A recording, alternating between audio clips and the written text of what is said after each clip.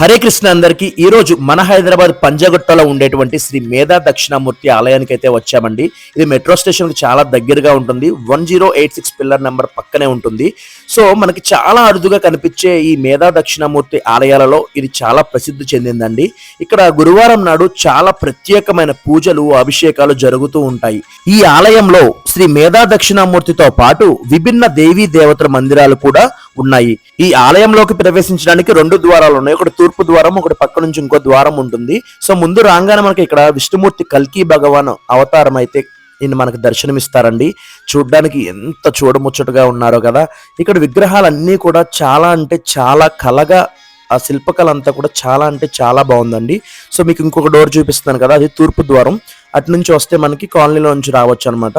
ఇక్కడ హోమం చేసుకోవడానికి హోమశాల అవన్నీ కూడా ఉన్నాయండి. ఇదిగోండి నేను ఫస్ట్ నుంచి ముందు నుంచి చూపిస్తున్నాను కదా, ఇది తూర్పు ముఖం అనమాట. ఇటు నుంచి వస్తే మనకి ధ్వజస్తంభం, ఎదురుగుండా వినాయకుడు కనిపిస్తాడు మనకి. స్టార్టింగ్ లోపలికి వెళ్ళంగానే గేట్ లోపలికి ఆ పక్కనే మనకి కాళ్ళు కడుక్కోవడానికి వాటర్ ట్యాప్స్ అన్ని కూడా ఉంటాయి అనమాట. ఇది మనకి తూర్పు ముఖం అనమాట. ఎంటర్ అవ్వగానే తులసి కోట ఎదురుగుండానే మనకి వినాయకుడు దర్శనమిస్తున్నాడండి. ఇక్కడ వినాయకుడు లక్ష్మీ గణపతిగా మనకి దర్శనమిస్తున్నారు. చూడండి పక్కన లక్ష్మీదేవి కనిపిస్తూ ఉంది కదా. ఇక్కడ వినాయకుడి దగ్గర ప్రత్యేకమైన పూజలు బుధవారం నాడు లేదా సంకటహర చతుర్థి నాడు మాత్రం చాలా అంటే చాలా విశేషమైన పూజలు జరుగుతూ ఉంటాయండి. చాలా మంది చేస్తూ ఉంటారు కదా సంకటహర చతుర్థి చేసుకునే వాళ్ళు. తప్పకుండా విష్ చేసి ఇక్కడికి పంతులు గారు అయితే చాలా ఫ్రెండ్లీగా మంచిగా ఉన్నారు. మీకు కావాల్సిన పూజలు అక్కడ టికెట్స్ ఉంటాయి, దానికి కావాల్సిన సామాగ్రి కూడా మీకు దొరుకుతుంది. అక్కడ ఆయనతో మాట్లాడి మేనేజ్మెంట్తో మాట్లాడి మీరు ప్రత్యేకమైన పూజలు మీకు నచ్చినట్లుగా మీరు చేయించుకోవచ్చండి. సో మీ అందరూ కూడా ఈ దేవాలయానికి వచ్చి తప్పకుండా ఈ దేవతలను అందరినీ కూడా చూస్తారని మనసారా కోరుకుంటున్నాను.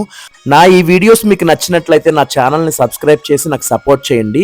అక్కడ నుంచి మన గుడి లోపలికి రాగానే మనం ఇక్కడ శివుణ్ణి చూడొచ్చండి. ఇక్కడ శ్రీ దుర్గా మల్లేశ్వర స్వామి, అక్కడ పైన అమ్మవారితో కింద శివలింగం రూపంలో ఉంటారు ఆయన.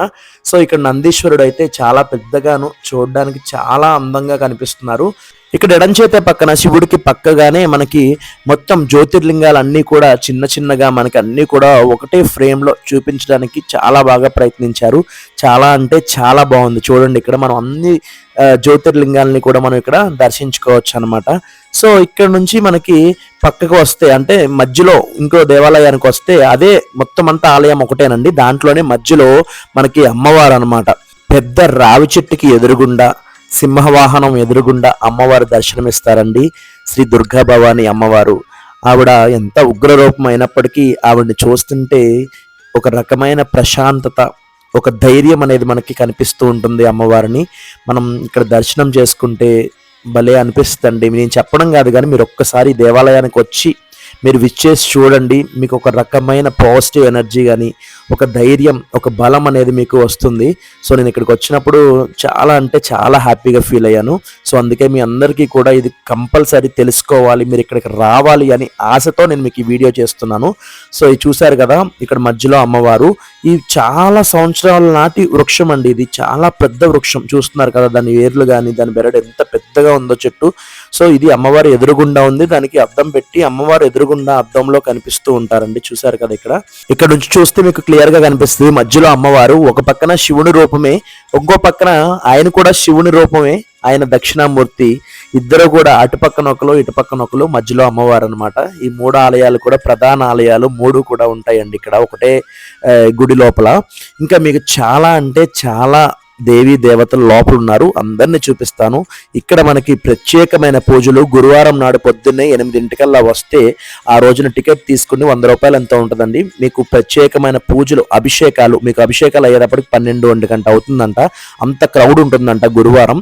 కంపల్సరీ ఒక్కసారన్నా ఒక్క గురువారం అన్నా వచ్చి మీరు ఈ అభిషేకం చేయించుకోండి. చాలా అంటే చాలా మేలు జరుగుతుంది. నేను చెప్తున్నానని కాదు, మీరు ఒక్కసారి వచ్చి చూడండి.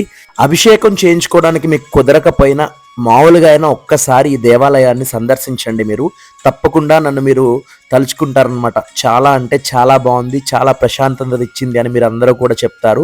సో ఒక్కసారి మీరు ఈ దర్శనానికి రండి. ఇక్కడ ఉండే దేవీ దేవతలను అందరినీ కూడా దర్శించుకోండి. ఇక్కడ వెనకాల మన దక్షిణామూర్తి వెనకకి వస్తే ఇక్కడ కాళికాదేవి యొక్క చిన్న దేవాలయం కూడా ఉందండి. ఇక్కడ అమ్మవారు కాళీ అవతారం, మీకు తెలుసు కదా ఆవిడ ఎంత ఉగ్ర రూపంలో ఉంటారో.